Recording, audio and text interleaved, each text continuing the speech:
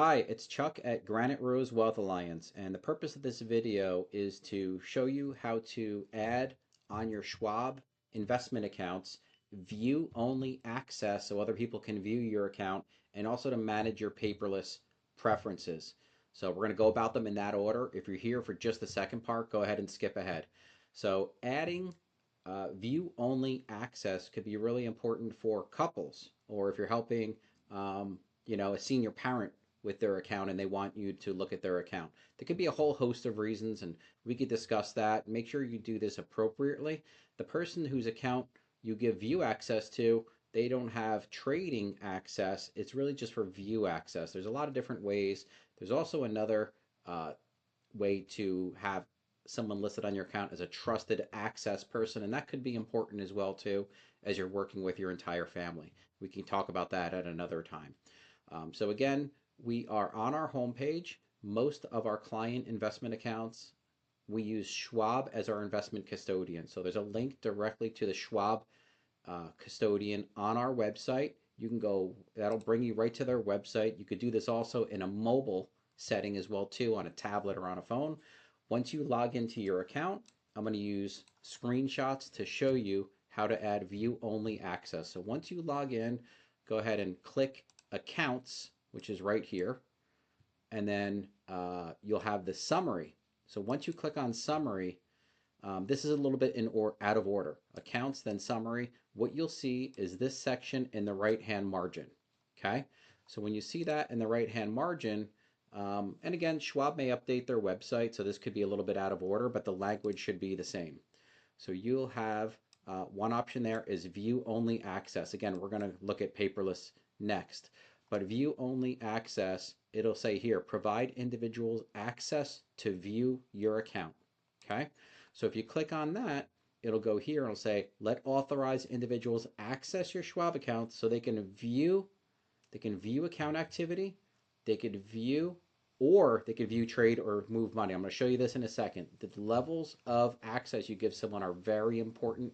I'm going to show you which one we deal with the most, just because it's safer from a cybersecurity standpoint either way.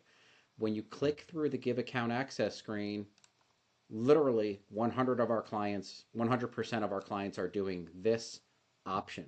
And this is really kind of a convenience so that when you log in, you could see possibly your spouse's IRAs or vice versa, or whatever it may be. That's really the popular one. And when you do view only access, you can view account information like balances, trends. You could view everything on there. You could download tax forms. It just makes life a lot easier. When it comes to these, I would stay away from this unless there's a reason to do it, and we can have that conversation if you're a client of ours anytime. So click through to give view only access, and that way you see your family's balances. When you look at the summary, it'll include not just your accounts. Joint accounts will automatically be included, but an IRA is really the account of each individual. So when you see a summary, you'll see everything there in one shot, and you can give access to your spouse or vice versa.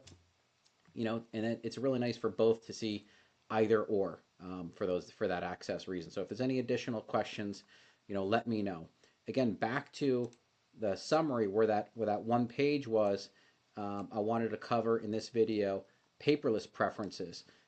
This is one we have a little bit of control on our side. We usually have to send a form out to the client, but it's usually very easy to log in.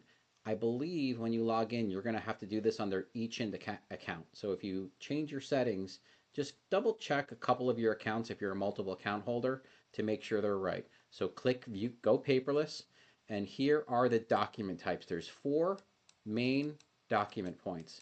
There's statements, there's trade confirmations, shareholder materials, and tax forms. I'd say probably 95% of our clients go paperless on all of these, knowing they have access when they log in, knowing they could call us if they need to discuss anything. We have access to it too. There are a select handful of clients that like to get paper statements and sometimes like to get paper tax forms. So I wanted to show you this screen because it gives you control. You can choose potentially paper statements and tax forms, but also go digital on the trade and shareholder materials. I think that's a nice way to go because over the course of a year, your account is accumulating cash through dividends and interest, And if you get a paper trade confirmation for every single trade, even if we're just adding a share of this or a share of that fund to rebalance your account, it's a little overwhelming. So again, really suggest paperless if you're comfortable with that. But this is a really nice option to pick and choose, and the choice is really yours.